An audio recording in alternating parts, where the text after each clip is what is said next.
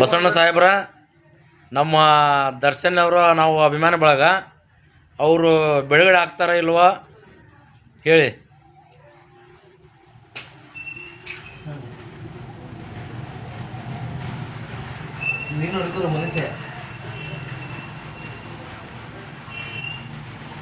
ದರ್ಶನ್ ಅವ್ರ ಬಗ್ಗೆ ಬಿಡುಗಡೆ ಆಗ್ತಾರೋ ಇಲ್ಲೋ ಅನ್ನೋದ್ರ ಬಗ್ಗೆ ಈ ಸಿಗ್ಲಿ ಬಸ್ಸನ್ನ ನೀವು ಪ್ರಶ್ನೆ ಮಾಡ್ತೀರಿ ನಮ್ಮ ಸಿಗ್ಲಿ ಪ್ರಜೆಗಳು. ಹೌದು ಸರ್. ಇವತ್ತು ದರ್ಶನ್ ಅವ್ರ ಮೇಲೆ ಒಂದು ಮರ್ಡರ್ ಕೇಸ್ ನಲ್ಲಿ ಆರೋಪಿ ಆಗಿದ್ದಾರೆ. ಇವತ್ತ ಅವರು ಪರಪ್ಪ ಅಗ್ರಾರ್ ಜೈಲಾಗಿದ್ದಾಗ ಅವರು ರೌಡಿಗಳ ಜೊತೆಲೆ ಕುರ್ಚಿ ಮೇಲೆ ಕಾಲ್ ಹಾಕೊಂಡು ಸಿಗರೇಟ್ ಕೈಯಾಗ ಹಿಂಗೆ ಹಿಡ್ಕೊಂಡು ಟೀ ಕುಡಿತಾ ಆ ಸ್ಟೈಲ್ ಮೇಲೆನ ವಿಡಿಯೋ ಮಾಡಿ ಅಲ್ಲೇ ಇದ್ದವರು ವಿಡಿಯೋ ಮಾಡಿ ಅದನ್ನ ಬಹಿರಂಗ ಪಡಿಸಿದಂತ ಇತಿಹಾಸಕ್ಕೆ ಇವತ್ತ ಎಷ್ಟೋ ಮಂದಿ ಅಮಾಯಕ ಪೊಲೀಸರನ್ನ ಸಸ್ಪೆಂಡ್ ಮಾಡ್ಯಾರ. ಆಮೇಲೆ ಕೆಲವೊಂದು ಆ ದರ್ಶನ್ ಮೇಲೆ ಆ ರೌಡಿ ಮೇಲೆ ಜೈಂಟ್ ಮಾಡಿ ಒಂದ್ 2-3 ಪ್ರಕರಣನ ದಾಖಲಾ ಮಾಡಿದ್ದಾರೆ, FIR ಹಾಕಿದ್ದಾರೆ.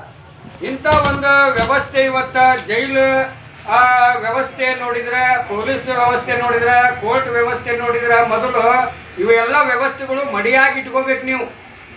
ನೀವು ಮಡಿಯಾಗಿ ಇಟ್ಕೊಂಡಿಲ್ಲ. ನೀವು ಹೊರಗಡೆ ಇಸ್ಪೆಟ್ ಆಗ್ಲಿ, ಗಾಂಜಾ ಸೇರ್ಲಿ, ರೌಡಿಜಾಮ್ ಮಾಡ್ಲಿ, ಒದ್ದು ಹೇಳ್ಕೊಂಬಂದು ಕೇಸ್ ಹಾಕ್ತಾರ, ಜೈಲಿಗೆ ಹಾಕ್ತಾರ.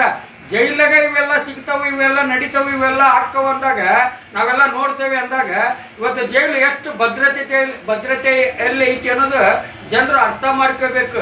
ಇವತ್ತು ದರ್ಶನ್ ಅವ್ರ ಮೇಲೆ 302 ಮರ್ಡರ್ ಕೇಸ್, 201 ಆ ಸಾಕ್ಷಿ ನಾಶ, 364 ಕಿಡ್ನಾಪ್, ಇಂಥ ಒಂದು ಪ್ರಕರಣದಾಗ 3 ಮಂದಿ ಆರೋಪಿಗಳು ಬಂದು ಪೊಲೀಸ್ ಸ್ಟೇಷನ್ಗೆ ಸಂಬಂಧಪಟ್ಟ ಪೊಲೀಸ್ ಸ್ಟೇಷನ್ಗೆ ಶರಣರಾದಾಗ ಅವರ ಒಂದು ತನಿಖೆಯಲ್ಲಿ, ಪೊಲೀಸರ ತನಿಖೆಯಲ್ಲಿ ಸತ್ಯಾಂಶ ಹೊರಗೆ ಬಂದಾಗ ನ್ಯಾಯಾಧೀಶರ ಹತ್ರ ಹೋಗಿ ಅವ್ರನ್ನ ನಿಲ್ಲಿಸಿ ಪ್ರಶ್ನೆ ಮಾಡಿದಾಗ 164 ಸ್ಟೇಟ್ಮೆಂಟ್ ಆಗೈತಿ ಅಂತಂದು ತೋರಿಸಿದಾರ ಮತ್ತು ಪ್ರತ್ಯಕ್ಷ ಸಾಕ್ಷಿಗಳು ಉಟ್ಕೊಂಡವು ಅಂತ ತೋರಿಸಿದಾರ.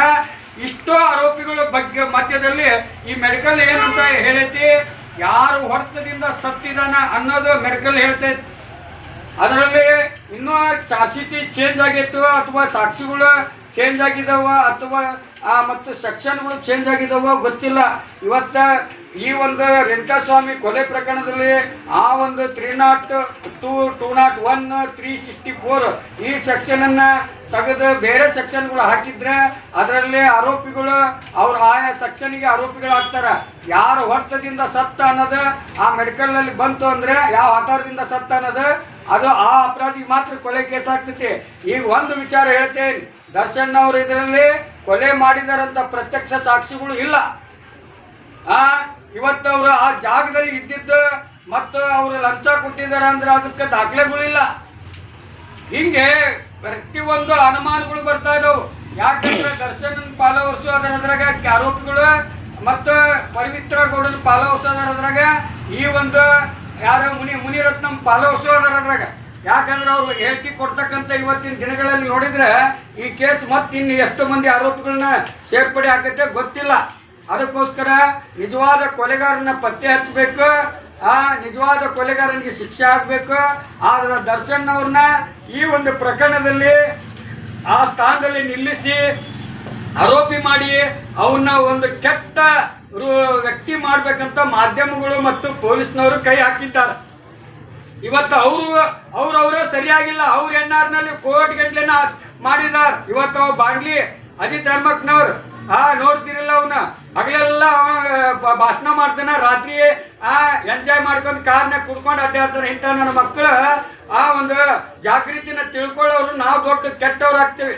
ಅದಕ್ಕೋಸ್ಕರ ಸಿಗ್ಲಿ ಬಸ್ಸನ್ನ ಜಾಗೃತಿ ತಿಳ್ಕೊಬೇಕು ನೀವು. ಇವತ್ತು ನನಗೆ ಅನುಭವ ಇದೆ. ಒಂದು ದರ್ಶನ್ ಅವ್ರ ಪ್ರಕರಣ ಹೆಂಗೆ ಹಿಡಿದು ಹೆಂಗೆ ಕೇಸ್ ವಾದ ಮಾಡಿ ಹೆಂಗೆ ಗೆದ್ದು ಕೊಡ್ಬೇಕನ್ನೋದು ಈ ಸಿಗ್ಲಿ ಬಸ್ಸನಿಗೆ ಗೊತ್ತಿದೆ.